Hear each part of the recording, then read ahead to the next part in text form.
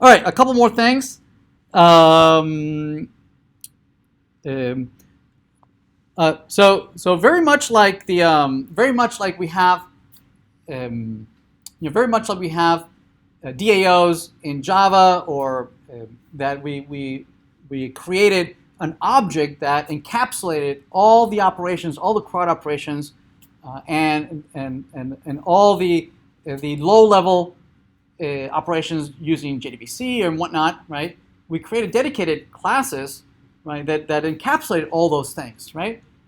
So even if you're going to be using this, accessing it from multiple different places from your database, from your application, you don't want to use these all low level stuff anywhere you want. You want to encapsulate this in reusable components, right? That you can then make use of this wherever you want in your application, right? So let's put some structure into this. So let's put some structure, okay?